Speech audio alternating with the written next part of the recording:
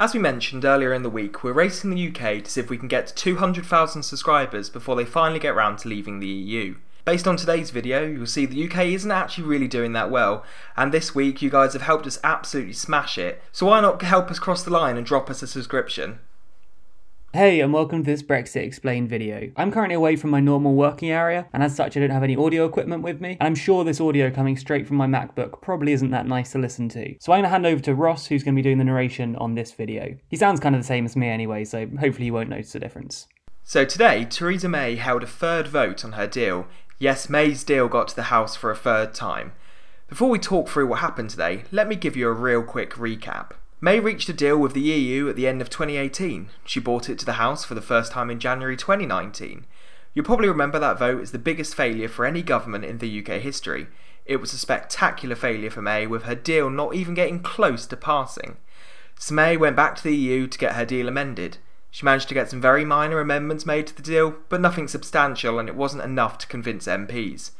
Not as bad as last time, in fact, only the third worst result for the UK government, so improvements. So what do you do after two huge failures like that? Round 3? Exactly. May had planned to bring it back again, but Speaker of the House of Commons John Bercow stood in. Order. I wish to make a statement to the House.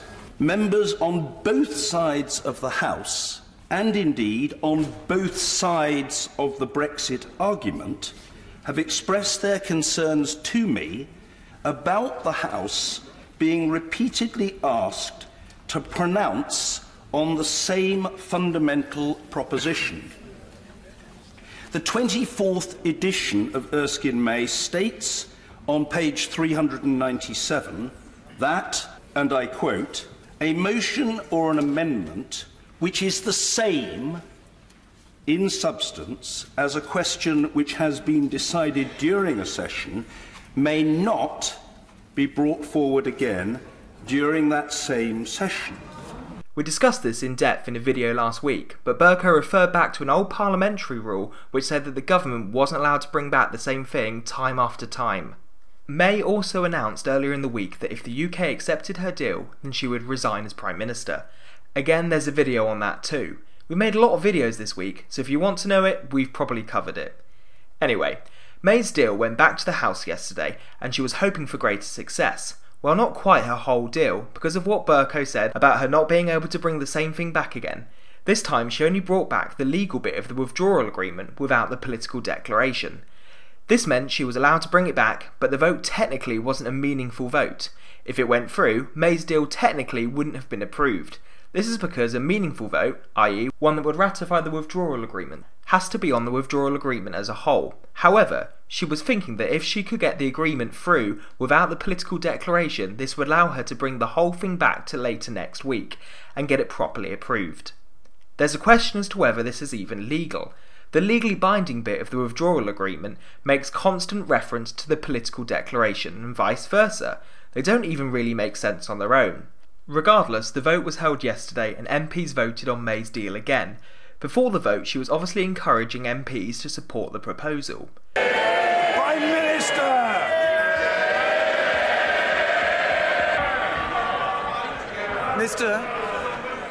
Mr. Speaker, this has been another impassioned debate on Brexit. Today should have been the day that the United Kingdom left the European Union. That we are not leaving today is a matter of deep personal regret to me.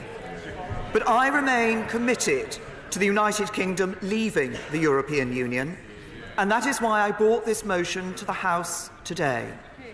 There are those who will say the House has rejected every option so far. You'll probably lose, so why bother? I bother because this is the last opportunity to guarantee Brexit. And I say to all those who campaigned to leave, who voted to leave, who represent constituencies that voted to leave, indeed all of us who want to deliver on the vote to leave, if we do not vote for this motion today, people will ask, why did you not vote for Brexit? So approving the withdrawal agreement today avoids a cliff edge in 2 weeks' time. It avoids European elections. It avoids a long extension which would at least delay and could destroy Brexit. If you want to deliver Brexit, this is the moment. If you're passionate about making sure that the United Kingdom leaves the European Union, back this motion. If you care about our union and want a deal that protects it, back the motion. If you want to honour the referendum but want Parliament to shape our future relationship, back this motion. It's the right thing for our country, it's the right thing for our constituents, and with all my heart I commend this motion to the House.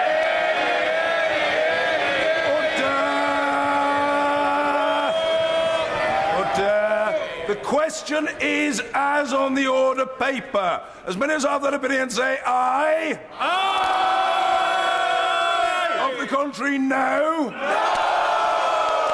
Division! Clear the lobby!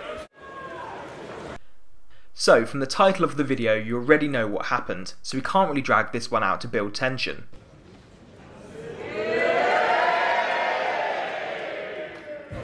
Order! Order!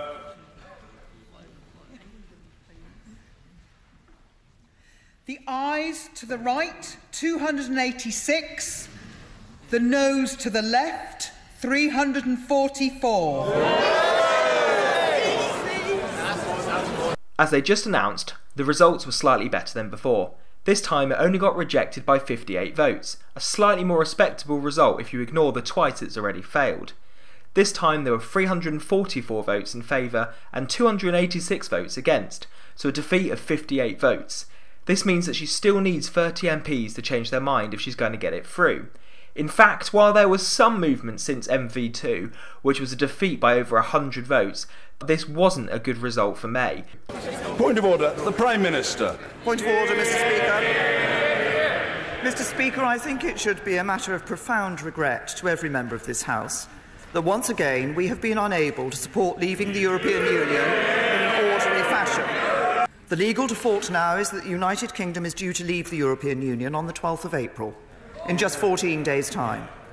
That is not enough time to agree, legislate for and ratify a deal, and yet the House has been clear it will not permit leaving without a deal. And so we will have to agree an alternative way forward. The European Union has been clear that any further extension will need to have a clear purpose and will need to be agreed unanimously by the heads of the other 27 member states ahead of the 12th of April. It is almost certain to involve the United Kingdom being required to hold European parliamentary elections.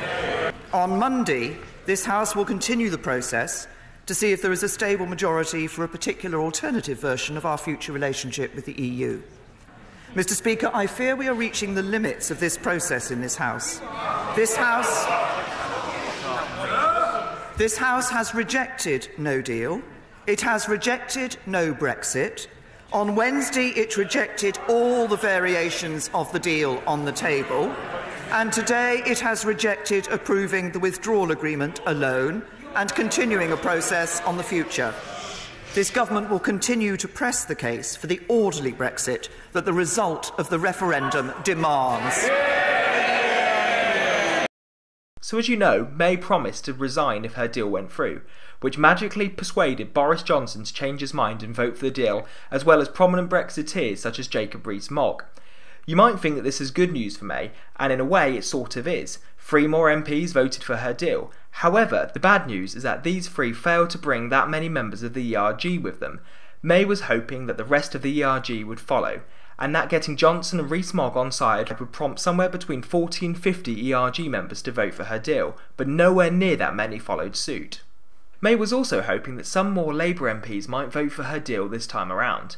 This is because Labour's official position is that they have no issue with the withdrawal agreement itself. It's the lack of information about the future relationship that they don't like, hence the term blind Brexit. No one knows what's going to come next. Therefore, May was hoping they might vote for the withdrawal agreement by itself. However, this doesn't really work either. Only 5 Labour MPs supported her this time around, only 2 more than last time. There are a couple of reasons for this. Firstly, May's pledge to resign if her deal goes through might have actually put some Labour MPs off. Now, if her deal does go through, this might mean Boris Johnson or Dominic Raab doing the next stage of the negotiations. Secondly, Bercow decided not to table the Nandy Amendment, which would have given Parliament more control over the next stage of the negotiations, so Labour's MPs would have no way of stopping a hard Brexiteer PM hijacking the second stage of the negotiations.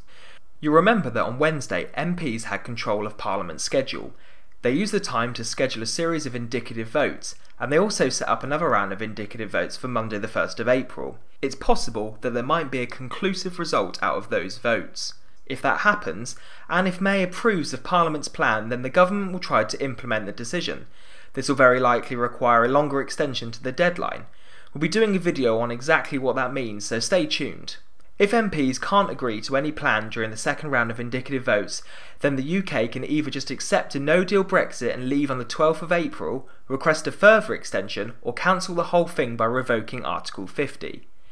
People always ask us what we're going to do after Brexit. It looks like we don't need to worry too much, with the chaos set to continue for some time. If you want to stay up to date with the news, then make sure you subscribe to be notified when we release a video. You can also follow us across our other socials, where we share exclusive content and articles. Find us by searching for TLDR News.